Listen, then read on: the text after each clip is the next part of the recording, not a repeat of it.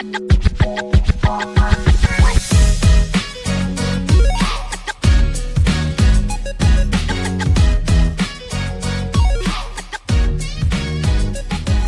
there, it's Emma, and welcome to Sax Bites, the 5-minute saxophone lesson podcast.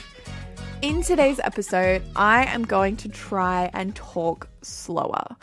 I've realized that I talk really fast, and one of my students was listening to a demo of one of the episodes and was like, look, this is how you talk, like this is how you talk in your in lessons, but in podcast form, you need to talk slower.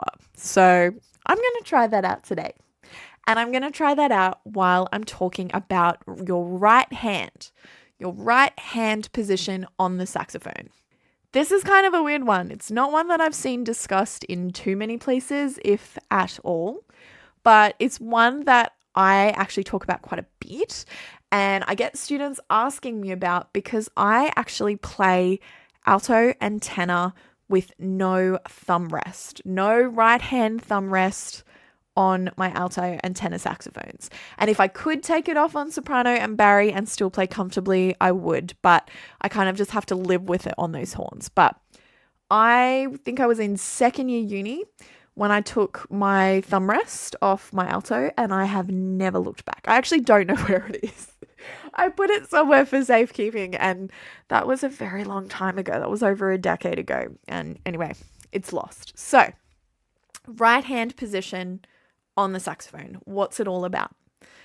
For a lot of players, when they've got their right hand technique, the thumb rest can often be in a place that leads to a really uncomfortable position. In fact, their thumb compared to their other fingers are just too far pulled apart. So to give you an example of this, take your right thumb and with your left hand, I want you to grab your right thumb and sort of pull it down away from the other fingers or just put a little bit of pressure on it. As you're doing that, try and wiggle your other fingers as if you were playing the saxophone, playing E, F, F sharp, what your right hand would be doing. And you'll find that there's actually some strain and some tension through those other fingers because of the pressure that you're placing on the thumb.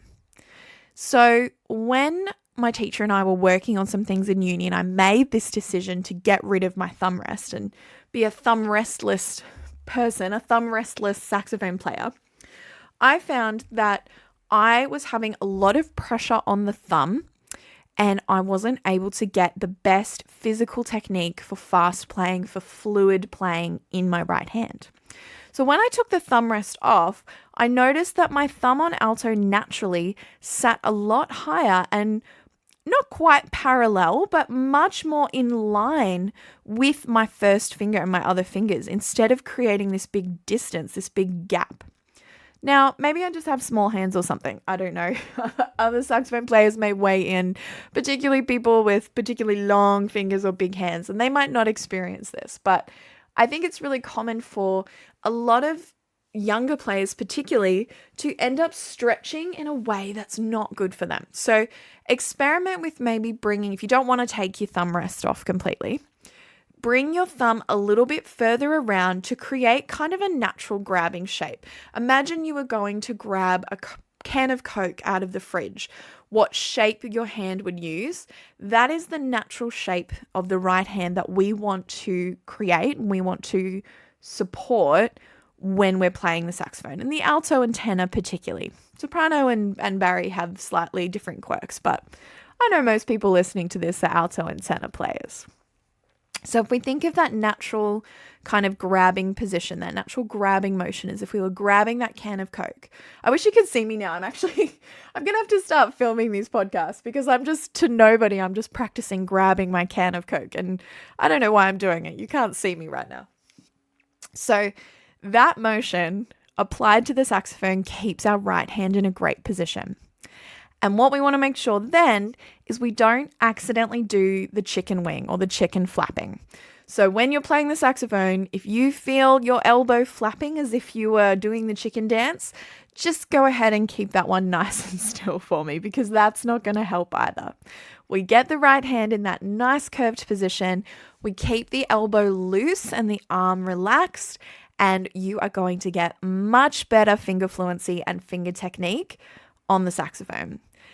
Remember, if you're not sure what you're doing, jump in front of a mirror. Practicing in front of a mirror is one of the best tools.